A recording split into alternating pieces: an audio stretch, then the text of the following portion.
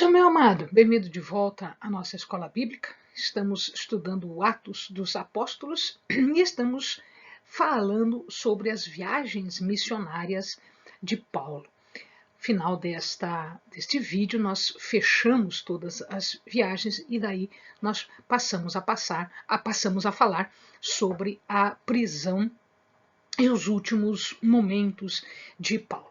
Então, pega a sua Bíblia, pega o seu caderno de estudos, ora ao Senhor, pede a Ele discernimento, entendimento, conhecimento, sabedoria, pede a Ele proteção, para que nós possamos desvendar dos seus mistérios.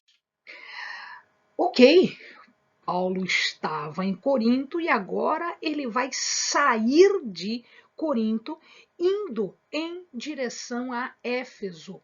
Mas ele não vai ficar em Éfeso, ele vai passar por Éfeso só para deixar Priscila e Áquila. Priscila e Áquila vão ficar em Éfeso e ele vai voltar para Jerusalém. Então, lembramos, ele estava em Tessalônica, passou por Bereia, depois ele vai para Atenas e depois ele estava em Corinto. Os últimos tempos dele passou em Corinto. Na ida para Éfeso, quando ele vai pegar o navio para Éfeso, então ele vai atravessar tudo isso daqui para ir a Éfeso, aqui num lugar de nome Cencreia, ele cumpre um voto que ele fez. Os judeus e Paulo ainda fazia, mesmo cristão, né? Eles ainda faziam os votos conforme os judeus faziam. Então, a partir do momento em que você terminava o voto, principalmente o voto de nazireato, eles raspavam a cabeça e depois eles iam para Jerusalém para fazer o sacrifício final, fechando o voto. Então, aqui em Cencreia, ele faz isso. Ele cumpre esse final de voto, raspa a cabeça, passa por Éfeso, deixa Priscila e Áquila, e depois ele vai até Jerusalém e volta até a Antioquia, que era a sede, o local onde ele trabalhava. Né? E aí começará a terceira e última viagem missionária de Paulo.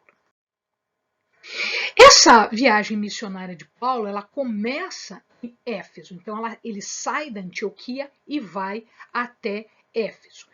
Mas vejam, antes dele chegar em Éfeso, Priscila e Áquila já estavam lá.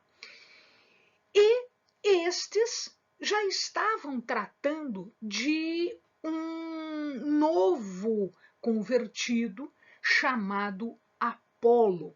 Este Apolo é diminutivo de Apolônio, então pode se chamar de Apolônio ou o nome diminutivo dele, Apolo.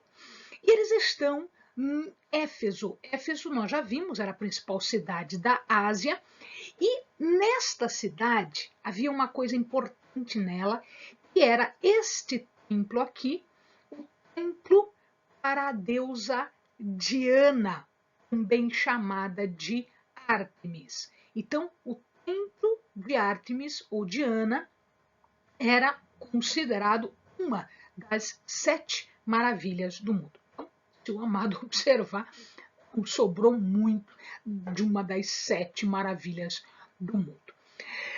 Esse Apolo, então, ele chega até Éfeso e ele vem de Alexandria. Alexandria fica no Egito. Essa cidade foi fundada em homenagem a Alexandre o Grande.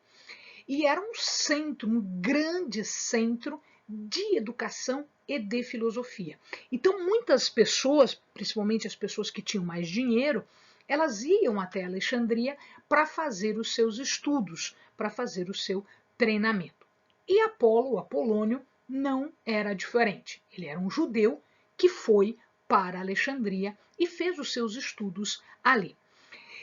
Diz a palavra que ele era poderoso nas escrituras, exatamente porque ele teve um fundamento, o fundamento inicial dele foi judeu, ou seja, judaico, ou seja, ele tinha um conhecimento das escrituras muito profundo. E, óbvio, uma vez que ele se converte, os debates entre ele e os judeus eram coisas maravilhosas de se ver, exatamente porque os dois, né, tanto os judeus quanto ele, conheciam muito das escrituras, então ele tinha como debater, ele tinha como argumentar contra os judeus e a favor do cristianismo. Entretanto, quando ele chega lá, Priscila e Áquila percebem que ele tem algumas falhas na conversão dele. Como assim falhas? Não que ele estivesse errado em alguns dos seus conhecimentos. Não, faltava alguns, ou seja, a pessoa que fez o treinamento, o ensino dele, ele não tinha tantos conhecimentos cristãos quanto tinha Priscila e Áquila, quanto tinha Paulo, por exemplo. Então, o que Priscila e Áquila fizeram? Eles chamaram Apolo, perceberam a qualidade de Apolo e disseram, não, olha, isso aqui, isso aqui, isso aqui, e eles instruíram naquilo que faltava, naquilo que completava os seus estudos. Esta, então, a viagem, a terceira e última viagem de Paulo. Se o amado percebe, ele refaz todo o trajeto. Então, veja, ele parte da Antioquia e, de novo, ele vai Tarso, Derbe, Listra, Icônio, Antioquia, Éfeso, Esmirna, Pérgamo, Troade, né? E aí ele vai e volta, né? Ele faz até aqui é só ida. Daí ele vai para Neápolis, Filipos, Anfípolis, Tessalônica, Bereia. Daí ele vai para Corinto e aí ele volta o mesmo trajeto até Troade. Depois ele vai para Assos, Mitilene e depois passa por Mileto, circunda a ilha de Rhodes, faz uma parada em Pata, e aí ele vai para Tiro, Tolomaida, né, ficam próximas, Cesareia, e aí fecha a sua viagem em Jerusalém, onde ele cumpre os seus votos e onde ele é preso. Então a prisão dele acontece em Jerusalém. Mas isso um pouquinho mais para frente. Vamos lá?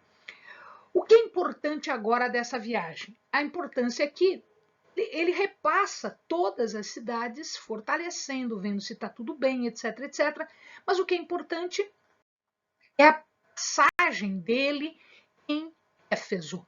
Então, aqui em Éfeso, olha aqui, essa é uma foto da parte antiga, da cidade antiga de Éfeso, né? Então, aqui os turistas e tudo, as construções antigas de Éfeso. Éfeso era uma cidade relativamente grande, porque como ela tinha em si o templo de Diana, muita gente ia até lá.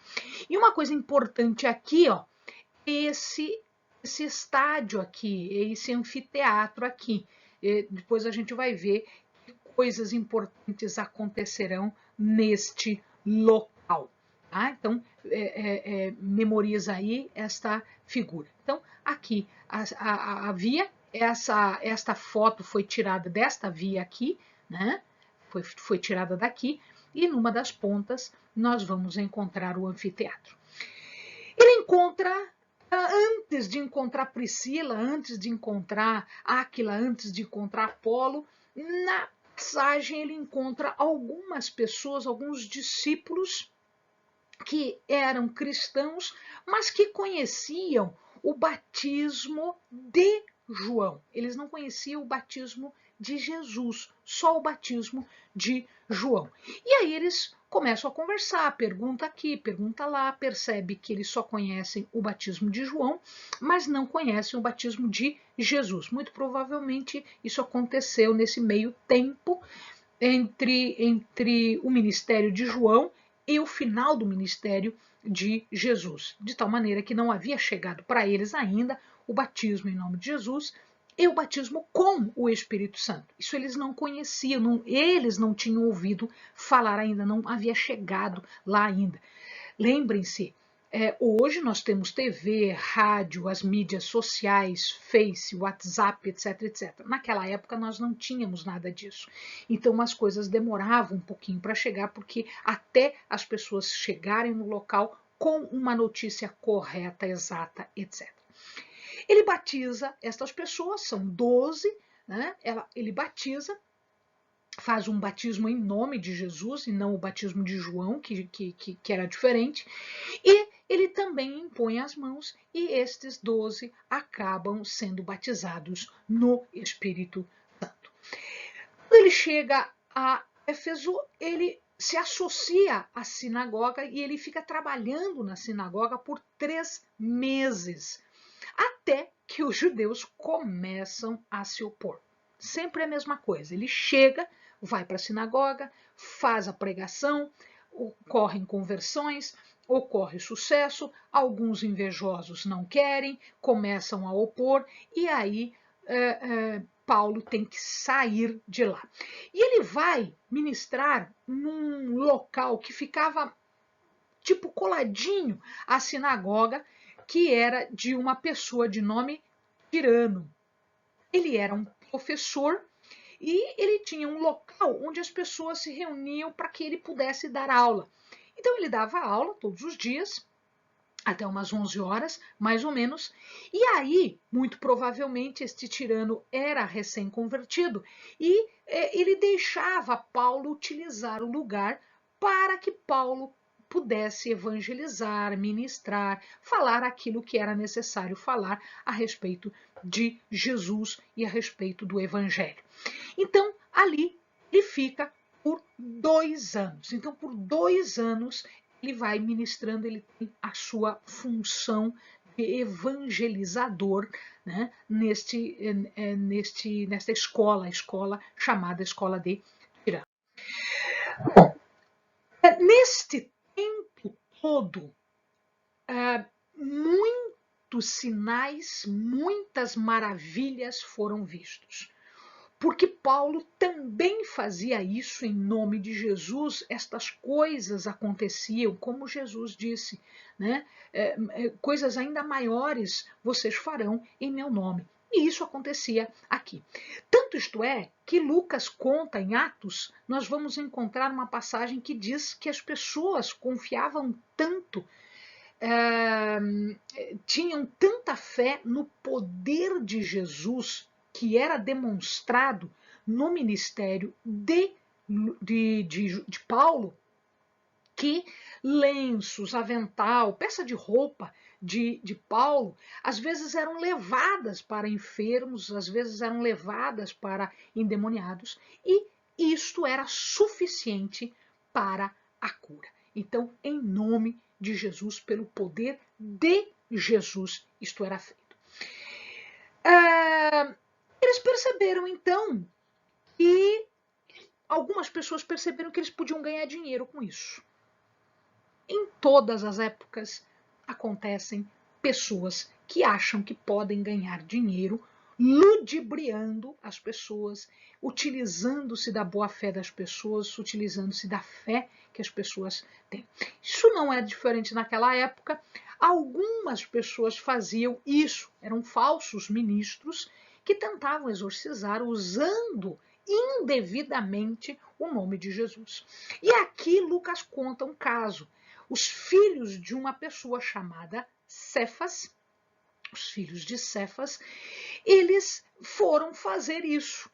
E eles disseram, eu te expulso em nome de Jesus a quem Paulo prega. E o endemoniado não percebeu que aquilo pudesse ter alguma autoridade. Ele não reconhecia autoridade nos filhos de Cefas. E o endemoniado falou, né, o demônio falou através do endemoniado que ele conhecia Jesus, que ele sabia do poder de Jesus, que ele conhecia Paulo, que já ouvia falar de Paulo, mas que ele não sabia quem eram os filhos de Cefas. E aí o endemoniado, então, que não foi exorcizado, porque ele não tinha essa autoridade, eles não conseguiam ter esse poder, porque estavam usando de forma indevida o nome de Jesus, eles acabavam atacando os filhos de Cefas, e os filhos de Cefas saíram assim, com a roupa do corpo toda em frangalhos, toda arrebentada, né? Isso significa que as pessoas viram que, poxa, mas Paulo faz isso de forma tão tranquila, usando o nome de Jesus? Por que essas pessoas não conseguem? Então eles perceberam que existia uma diferença. Qual é essa diferença? O poder do nome de Jesus, a supremacia do nome de Jesus em relação aos demônios. Os demônios faziam o que Jesus queria que eles fizessem. Então, pregando e exorcizando em nome de Jesus, os demônios saíam, né? Porque eles entendiam que existia uma autoridade. Essa autoridade estava em Jesus e não em falsos ministros, tá? Então, isso aconteceu. E o povo percebe isto e eles então reagem. Como é que eles reagem? Os magos que existiam na época, porque Éfeso era um local de bastante idolatria, né? A gente já falou isso, repito, Éfeso é um lugar de muita idolatria.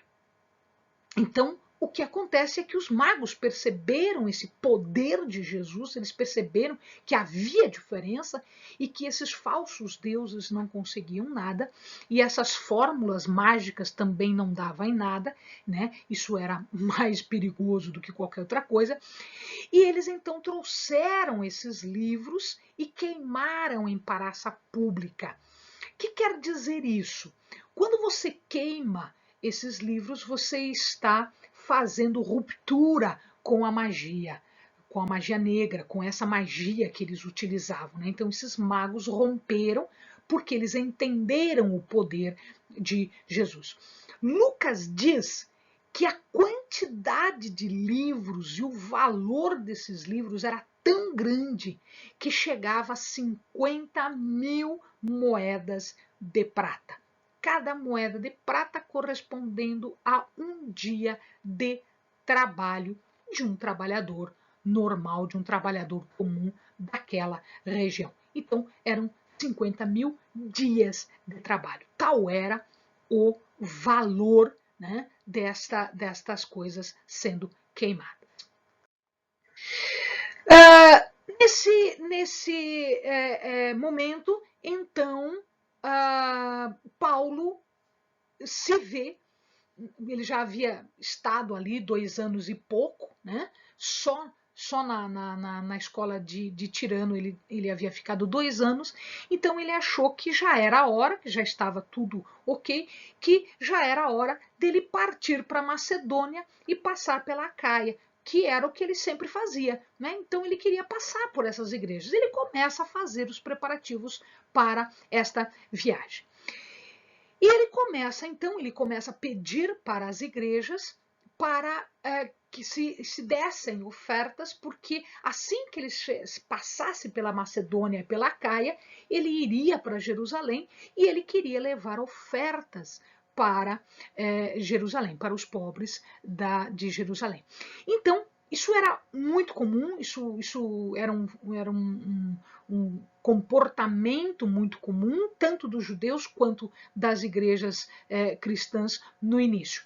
Então ele começa a arrecadar esse dinheiro todo, né? As pessoas vinham trazendo para ele representantes, a gente vai ver esses representantes das várias cidades, e ele já estava fazendo todo o preparativo, porque ele iria subir a pé para a Macedônia e depois para a Caia. Quando isso está sendo feito, quando Paulo está preparando isto tudo, vem a época da festa para a deusa Diana. E aí, Demétrio, que era um artesão, ele era um artífice, ele fazia modelos do templo de Diana, que era adorada, que era festejada pelo mundo todo. Ele fazia modelos em prata do templo para vender para esses idólatras levarem para as suas casas. Então estava sendo preparada a festa para Diana e ele percebe que as pessoas não estão querendo comprar porque é idolatria e elas já estão convertidas, elas já sabem que aquilo é idolatria e que não está em conformidade com o evangelho. E ele percebe então que ele começa a ter perdas, ele começa a ter prejuízo. Os lucros dele não são iguais aos anos anteriores, porque as pessoas não são mais idólatras. E aí ele se insurge contra isso, resolve pegar algumas pessoas e eles fazem um protesto, eles armam um protesto, e este protesto vai acontecendo e as pessoas vão se juntando e eles prendem. Como eles não encontram Paulo, enfim, eles prendem quem está ali perto. Eles prendem Gaio e prendem Aristarco, que são os que estavam com ele, mas Paulo está fazendo o ministério dele, também não é preso. Dessa vez também Paulo não é preso, tá? Então, Gaio Aristarco é levado para aquele teatro que eu mostrei a fotinho agora há pouco. Esse teatro cabe mais ou menos umas 25 mil pessoas. Imagina-se que não tivessem 25 mil pessoas ali, porque a cidade também não era tão grande nesta época, a festa não havia começado, não tinha tanta gente assim. Então, mas eles levam para lá. Levam para lá e submetem o Gaio e o Aristarco a um julgamento. Sempre tem, nas cidades gregas, sempre tem um magistrado, sempre tem uma pessoa que está cuidando da lei, cuidando da ordem. Isso aqui também não é diferente. Então, esta pessoa percebe o tumulto, percebe essa confusão toda, e ele vê, opa, isso não vai soar bem quando a notícia chegar em Roma. Mesma coisa, todas as cidades a mesma coisa. Eu já falei isso em outras vezes. Isso não vai soar bem em Roma, então eu preciso resolver essa confusão antes que essa questão seja levada para Roma e aí o imperador resolva tomar as suas providências. Ele então vai até lá, defende não os cristãos. Ele não está defendendo nem Gaio nem Aristarco. O prefeito não está preocupado com isso. O prefeito está preocupado, o prefeito aqui, o escrivão da cidade, né? Ele está preocupado com o tumulto. Então ele diz, não, mas não é assim que a gente faz. A gente entra com uma ação, a gente faz uma assembleia, a gente faz um julgamento. Não é desse jeito. Não é tentando resolver, né, com confusão. Não. E aí as pessoas, então, elas começam a ouvir o que o escrivão da cidade está falando. E ele termina com aquela confusão, termina com aquela correria toda, com aquela gritaceira toda. Bom, uma vez que o tumulto termina, Paulo consegue também fechar os seus preparativos. Paulo não foi envolvido desta vez, e ele já estava de saída mesmo. Ele termina os seus preparativos e ele vai para Troade. Troade a gente já viu no mapa anterior. Ele vai subindo em direção, né, ele está saindo da Ásia, ele está entrando na Macedônia, ele vai passar por Troade. Então ele vai para Troade e ali ele fica sabendo de um problema que está acontecendo em Corinto. Ele vai passar por Corinto, mas aí ele apressa a circunstância, escreve uma carta para os coríntios e manda esta carta através de Tito. Então Tito corre na frente e ele vai para Corinto, onde está tendo uma confusão. Esta carta nós não temos, esta carta se perdeu, a gente não conhece essa carta, não é a carta 1 Coríntios, não é essa carta, era uma outra carta. Essa carta foi perdida. Quando ele volta, então quando ele vai subindo, né, ele vai em direção à Macedônia, né, Tito volta com boas notícias, dizendo que a confusão terminou, que está todo mundo acertado, que a disputa terminou, que está todo mundo bem. Então Paulo fica mais sossegado e ele escreve uma carta em agradecimento, dando, né, fortalecendo, dando mais informações. E esta carta nós temos, que é a carta chamada, nós conhecemos como a carta de 2 Coríntios. Então esta carta aqui, ela ficou preservada para nós. Lucas diz que Paulo vai até a extremidade da região de Ilírico, para depois descer para Corinto. Então, muito bem, ele subiu por aqui, veio por aqui, né? escreveu e recebeu as cartas, diz ele que vai até o final de Ilírico. E Ilírico é esta região toda aqui, ó. Toda essa região de Ilírico. Ilírico vai embaixo até a Grécia. Então, aqui é a Macedônia, aqui é a Acaia ou Grécia. Então, Acaia ou Grécia, Macedônia. E Paulo diz que ele foi até a extremidade de Ilírico. Ora, se ele fosse um pouquinho mais para frente, descesse, ele chegaria até Roma. Mas ele não vai fazer isso agora, ele só vai fazer isso depois, quando ele for preso. O que acontece é que ele volta e vai em direção a Corinto, que fica aqui embaixo, na Caia ou na Grécia. Então, chega em Corinto e ali ele fica mais ou menos uns 3 meses para ver se estava tudo bem. Ele já havia escrito 2 cartas, ele já sabia que estava tudo ok. Ele chega lá, a sua presença está ali e ele vê com seus próprios olhos que está tudo bem, então ele fica somente 3 meses. Os estudiosos dizem que é nesta época que ele escreve as cartas aos romanos.